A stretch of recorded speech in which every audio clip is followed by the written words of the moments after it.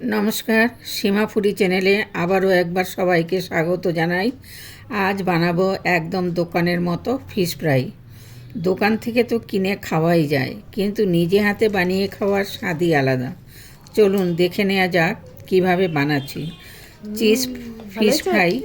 তার মধ্যে একটু বলে নিচ্ছি, যারা আমার চ্যানেলটি নতুন দেখছেন তাদের কাছে অনুরোধ রইল সাবস্ক্রাইব করে পাশে থাকা বেল আইকনটি প্রেস করে দেবেন, যাতে নতুন কোনো ভিডিও আপলোড হলেই সবার প্রথমে আপনাদের কাছে পৌঁছে যায়।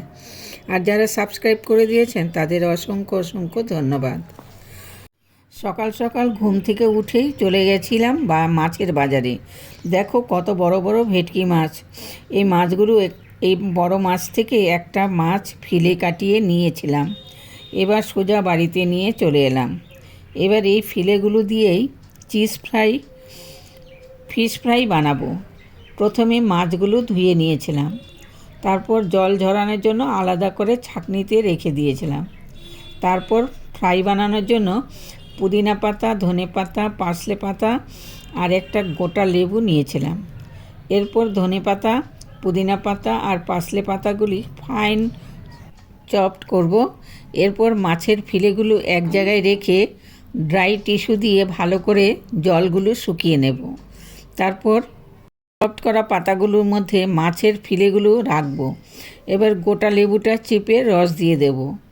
তারপর গোলমরিচের গুঁড়ো, স্বাদ মতো নুন আর আদা রসুন বাটা পেস্ট দিয়ে ভালো করে ম্যারিনেট করে নেব। এরপর আরেকটা বাটিতে চিজ গ্রেট করে নেব। এরপর এর সাথে স্বাদটা ভালো হওয়ার জন্য একটু গুঁড়ো দুধ মিশিয়ে নেব, এতে স্বাদটা আরও বেড়ে যাবে। অন্য একটা পাত্রে দুটো ডিম নিয়ে নেব, এর মধ্যে একটু নুন আর একটু গোলমরিচের গুঁড়ো মিশিয়ে ফেটিয়ে নেব। এরপর যে মাছগুলো ম্যারিনেট করে ঢেকে রেখেছিলাম সেটাকে এবার একটা একটা করে ফিলে নিয়ে ওর মধ্যে চিজের পুর ভরে নেব। আমি এখানে কোটিংয়ের জন্য পেনকো ব্যবহার করেছি। আপনারা চাইলে বিস্কুটের গুঁড়া অথবা ব্রেড ক্রাম্বস ব্যবহার করতে পারেন। আমি পেনকো ব্যবহার করেছি, ব্যবহার করতে পারেন। এবার পুর ভরা মাছটা পেনকোর মধ্যে এপিট ওপিট করে কোটিং করে নেব। তারপর ডিমের মধ্যে আবার চুবিয়ে আবার পেনকোর মধ্যে কোটিং করে নেব। এইভাবে সব ফিলেগুলো কোটিং করে নিলাম। তারপর গ্যাসে কড়াই বসিয়ে সাদা তেল দিলাম। তেলটা গরম হয়ে এসেছে।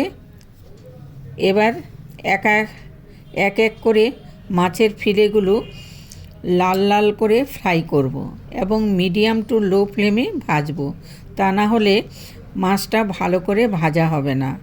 এভাবেই তৈরি করলাম চিজ ফিশ ফ্রাই। বন্ধুরা,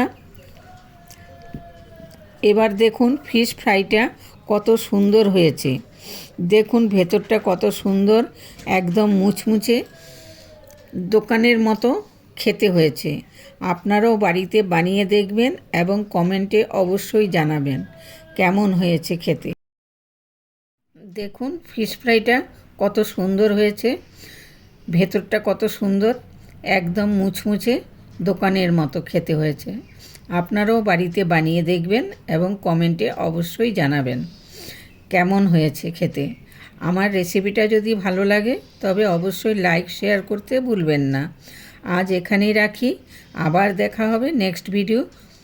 ততক্ষণ সুস্থ থাকুন, ভালো থাকবেন। টাটা, বাই বাই, ধন্যবাদ।